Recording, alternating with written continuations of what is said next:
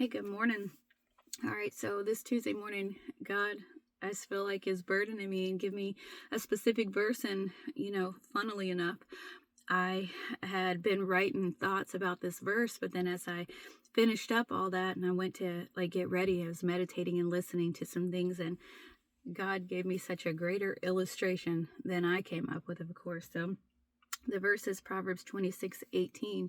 It says, "Seest thou a man wise in his own conceits? There's more hope of a fool than of him."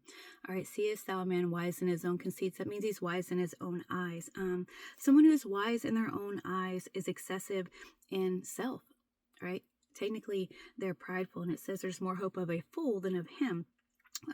Why would that be? Because a fool typically, we'll give them the benefit of the doubt in this case, doesn't know necessarily, may not know what they're doing is wrong, or may not understand or have, the right sort of knowledge to make the right choice.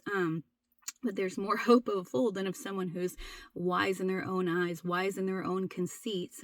Why is someone wise in their own conceits? Well, because their own eyes, their own conceits. So it's our conceits in this sense, Lord help me, are being wise in our own conceits would be thinking our imagination, our ideas, our thoughts, and our opinions are higher. But the problem with that is we're favorable to our own opinions and to those vanities that we're drawn to the accomplishments in our lives, the things that we have high regard toward, and then we're indifferent towards those things that we don't see as a highly pleasing, that we don't see a lot of value in. The things that don't please our thoughts and our opinions and our imaginations and our ideas, they're not important to us. They don't align correctly.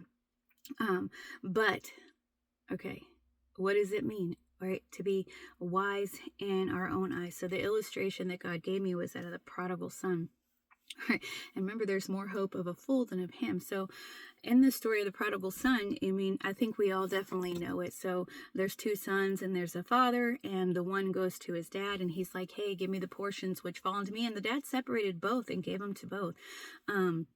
And then the younger of the sons went away, and it said he wasted everything he had with the riotous living. And of course, later we know that his brother said that like he spent it up with harlots. So we know he was doing whatever it was that he wanted to do, whatever his mind and ideas and thoughts and the things that he thought were going to be fun for him, pleasing to him, all those right wise wisdom in his own eyes, all those conceits, which technically weren't. But he went out, he squandered it all.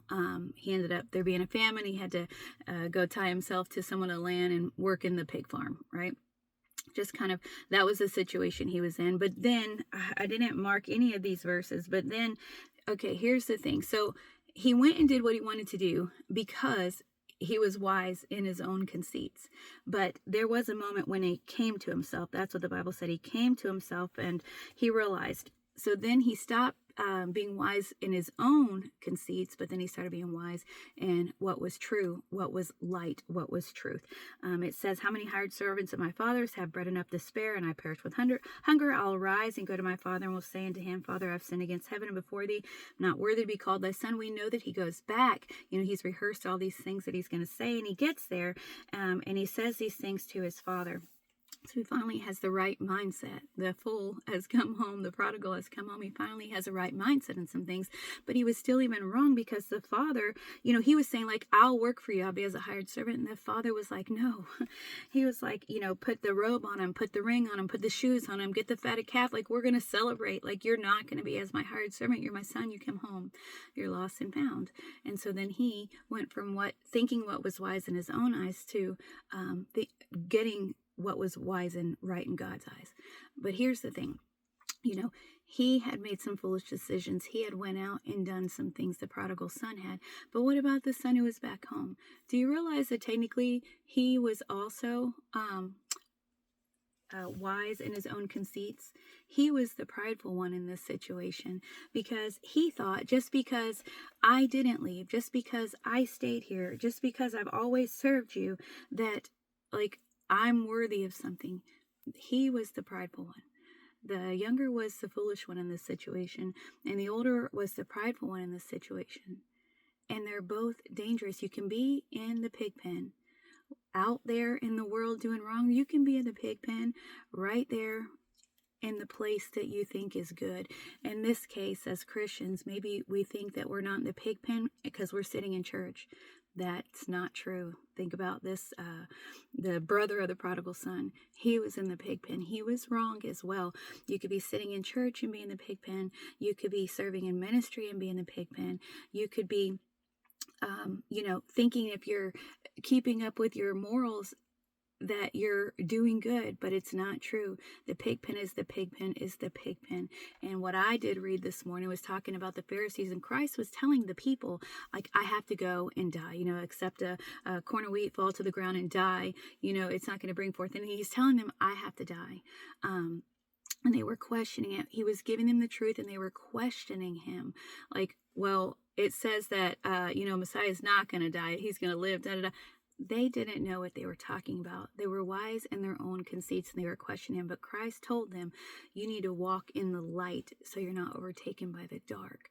So I know that was a lot. There's a lot of thoughts going on. But are we going to be wise in our own eyes and ears, what we see and hear, what we think, what appeals to our imaginations, to our thoughts, to our opinions, to those things that are favorable to us? Or are we going to be wise by the Word of God, by the light of God, by the truth of God? Because again, seest thou a man wise in his own conceit? There is more hope of a fool than of him. I'd rather be a fool than full of pride. But even more so than that, I'd rather be wise in light and truth in the Word of God. And I believe you would too, ultimately. And that's a hard thing to do, to tell ourselves no when our flesh desires what's out in the world. That's also a hard thing to do when our self-righteousness is telling us that we're doing well or good and right, because the pig pen is the pig pen. Wise in your own conceit, whether it's towards negative things or bad things or good things, right? Seemingly good things, it's still foolish. There's more hope of a fool than of someone in pride. So let's not be wise in our own eyes today. Be blessed.